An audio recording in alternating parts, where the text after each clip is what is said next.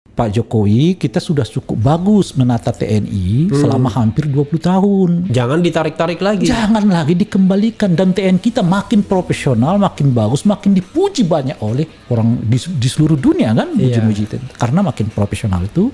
Jangan ditarik-tarik lagi. Urusan nurunin spanduk juga dilibatkan TNI. Itu maksud saya. Tentara kita yang profesional sekarang mulai menurun profesionalitasnya. Polisi kita yang memang belum profesional makin dilebarkan lagi partisipasinya. Itu keresahan saya ya. Gitu. Makanya kan melihat hal-hal yang nggak usah yang terlalu Anda sebutkan BIN misalnya, kita nggak tahu ya. Yang kasat mata saja itu sudah sangat mengkhawatirkan gitu. Mengkhawatirkan kita. Itu istilah saya. Jangan terlalu berharap lagi lah sampai 2024.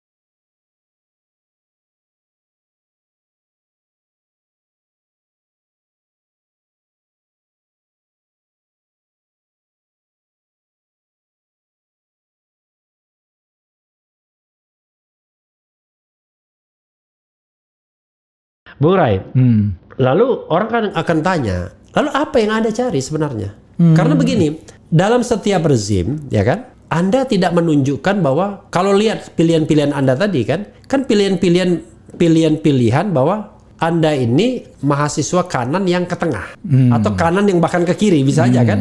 Anda NU nggak? Kalau secara kultural ya, tapi secara kultural ya, artinya tapi organisasi saya kan enggak. Pesantren saya hampir 7 tahun saya pesantren. Jadi secara kultural ya, struktural nggak pernah. Ya lebih itu ya saya suka tapi tahlilan. no wonder sih kalau misalnya kalau Anda NU, Anda misalnya memilih Jokowi, Megawati kan itu mainstreamnya.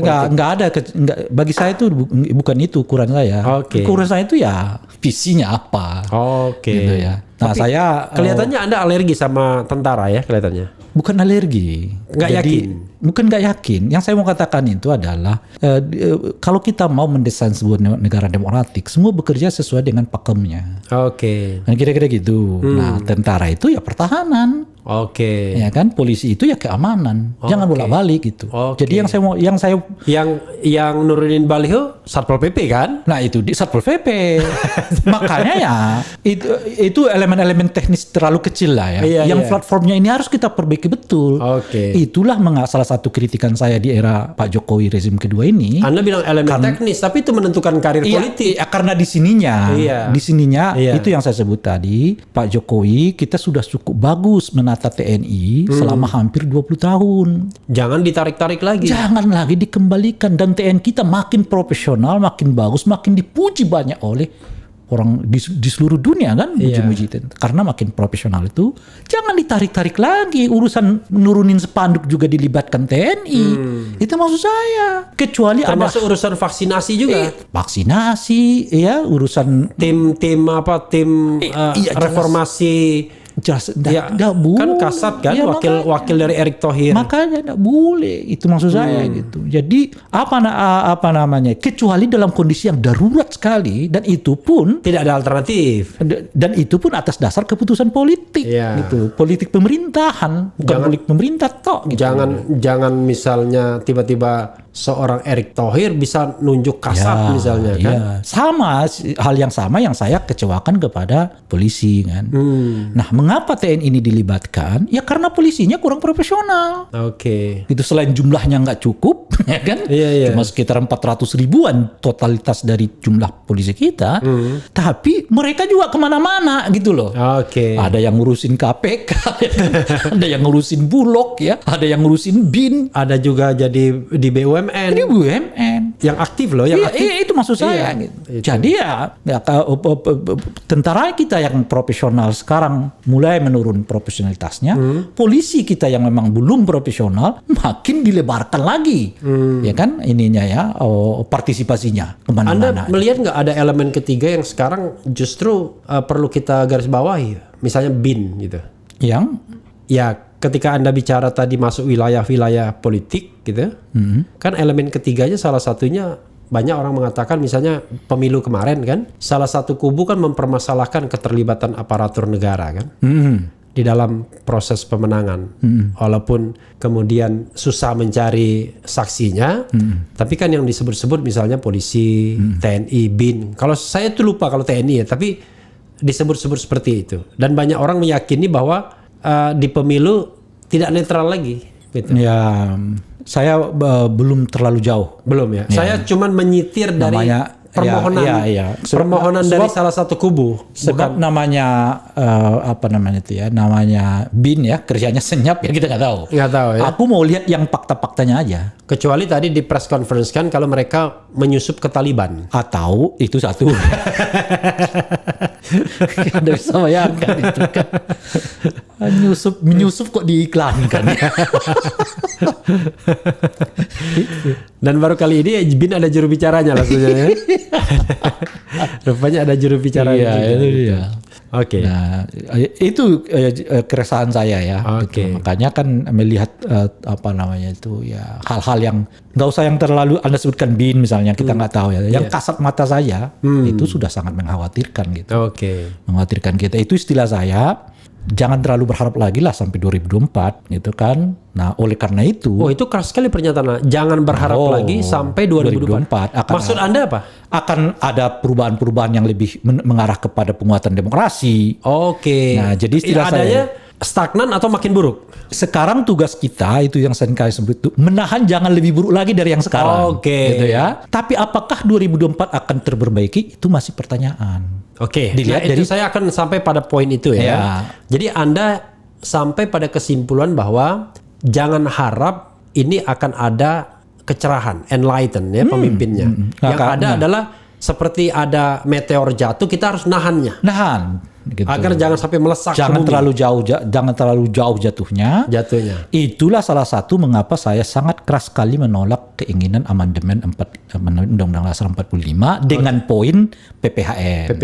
Itu kira-kira. itu bisa pintu masuk. Pintu masuk kemana-mana. Oke. Gitu. Salah satunya karena itu menurut saya itu udah sangat prinsipil kan. Kalau kita pakai PPHN macam-macam itu udah elemen teknisnya itu udah harus banyak yang dirubah. Dan kecenderungan elemen teknis dari turunan konstitusi ini, wah itu akan mengubah banyak sekali sistem pemilu, ya kan, macam-macam dan tiba-tiba nanti pemilihan presiden oleh MPR saja katanya. Itu yang saya sebut tadi elemen teknis kan. Jadi orang, mohon maaf, MPR hanya menyelesaikan makro. Betapa penting haluan berbangsa dan bernegara. Begitu di breakdown, begitu diturunkan ke elemen yang sangat teknis, kacau balau nih.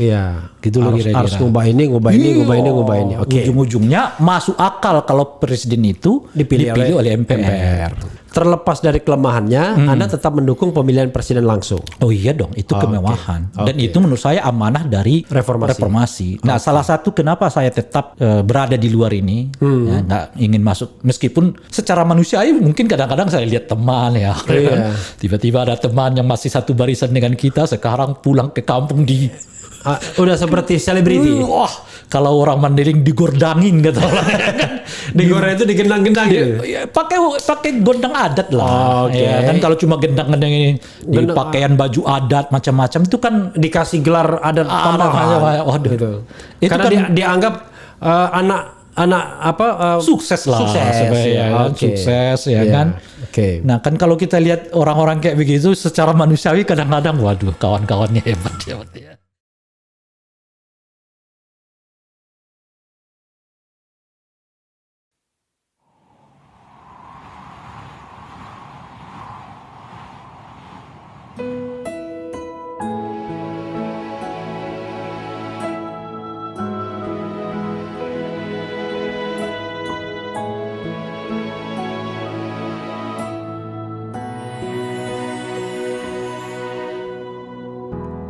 Ketika matahari